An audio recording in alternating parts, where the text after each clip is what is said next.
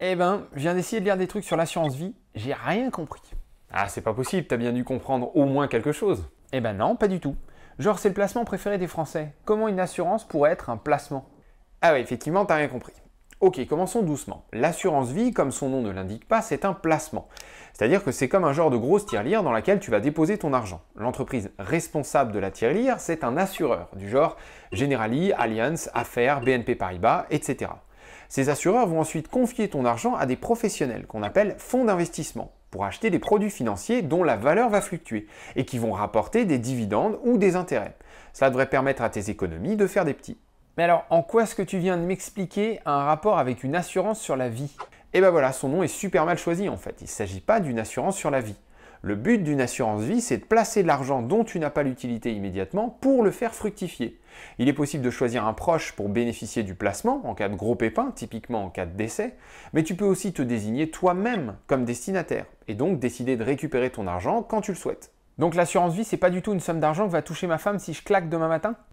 Bah, si tu choisis ta femme comme bénéficiaire, si, mais du coup, elle ne touchera pas un montant prédéfini comme pour une assurance décès. Elle touchera ce que tu as mis dans la tirelire, plus les intérêts. Ok, je commence à comprendre. Alors pourquoi est-ce que l'assurance vie plutôt que n'importe quel autre placement, hein? Pourquoi c'est aussi populaire? Alors pour deux raisons essentielles. Premièrement, l'assurance vie est avantageuse au niveau de la fiscalité. Oula, ça va peut-être pas trop me parler ça. Eh non, t'inquiète, c'est pas si compliqué. Ouais, ok, si on rentre dans le détail, c'est un peu compliqué, mais on peut simplifier. Mettons que tu places 10 000 € sur de l'assurance vie et qu'après quelques temps, le placement te rapporte 1 000 €, soit 10%.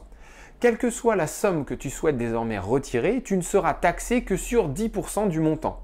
Donc mettons que tu décides de récupérer 2 000 € sur les 11 000 disponibles, eh bien tu ne vas payer des impôts que sur 200 €. Ah ouais, effectivement, je capte, c'est pas si compliqué que ça, hein. Et la deuxième raison? Eh bien l'assurance vie est un placement flexible. En fonction des assureurs et des fonds d'investissement que tu vas sélectionner, on va te proposer des placements très sécurisés qui rapportent peu, et puis d'autres plus risqués qui peuvent avoir un bon rendement, ou au contraire te faire manger la moquette. Manger la moquette? Perdre de l'argent quoi. Ah, je suis pas sûr qu'on puisse dire manger la moquette, hein. Bref, ce qu'il faut retenir, c'est qu'en finance, il est impossible de gagner de l'argent sans prendre de risques. Et il existe justement tout un panel de fonds d'investissement qui prennent plus ou moins de risques. L'assurance vie va te permettre de répartir ton patrimoine comme tu le souhaites, entre des fonds qui te garantissent que tu perdras jamais d'argent, mais qui te feront gagner peu, et ceux qui prennent plus de risques, mais qui ne garantissent rien.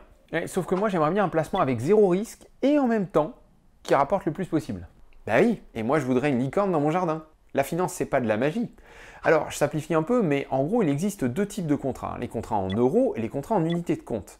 Les contrats en euros sont garantis, ça veut dire que ton patrimoine va au mieux grandir un peu, au pire rester le même. L'argent va donc être placé sur les produits financiers les moins risqués, genre de la dette d'État comme celle de l'Allemagne, la France, ou de la dette de grandes entreprises internationales. Attends, tu te contredis là mec, je croyais qu'en finance, il y avait toujours un risque. Oui, il y a toujours un risque parce que les contrats en euros sont garantis par le ou les assureurs que tu auras choisis.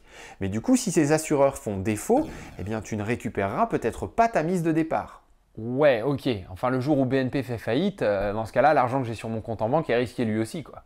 Exactement, le risque zéro n'existe pas. C'est pas une critique ni même un avertissement, hein, c'est juste pour que tu comprennes comment ça marche. Ok, donc les contrats en euros sont super vachement pas risqués. Voilà, et comme l'argent de ces contrats est majoritairement investi dans de la dette, plus les taux sont bas, moins ce type de contrat rapporte. Ah, et du coup, ils en sont où les taux? Eh bien, comme le montre ce graphique, les taux des principaux pays européens sont au plus bas. Mais en même temps, c'est normal parce que l'inflation est aussi très faible. Ouais. Et est-ce qu'on peut pas parler de l'autre truc là, les unités de compte? Eh bien là, le capital n'est pas garanti. Du coup, c'est la roulette quoi. On peut gagner un max, mais on peut aussi tout perdre. Ah mais tu te représentes encore mal cette histoire de risque. L'idée des contrats en unité de compte, c'est de chercher un meilleur rendement. L'argent va être investi sur des actions, dans de l'immobilier, sur de la dette d'État moins développée ou d'entreprises moins établies. Pour tout perdre, il faudrait que tout plein d'entreprises et de gouvernements fassent tous faillite en même temps et que des tas de biens immobiliers valent tous zéro d'un coup. En gros, il faudrait l'apocalypse. Comme on l'a déjà vu, si un tel scénario devait arriver, tes contrats garantis ne seraient pas si garantis que ça. Du coup, je suis perdu. Ok, je résume. Si demain c'est l'apocalypse, tes contrats en euros garantis ne vaudront pas beaucoup plus que tes contrats en unité de compte. Ce sera la panique pour tout le monde. Si par contre il y a une crise économique du genre subprime, la garantie des contrats en euros sera fort probablement maintenue. Tu ne perdras rien, à moins d'être tombé sur le mauvais assureur, celui que la crise aura fait tomber. Auquel cas, mieux vaut avoir des contrats en euros dans différentes boutiques, hein, pas tous ces œufs dans le même panier. Toujours en cas de crise, les contrats en unité de compte te feront perdre de l'argent. Plus tu auras choisi une stratégie agressive, plus tu perdras de l'argent.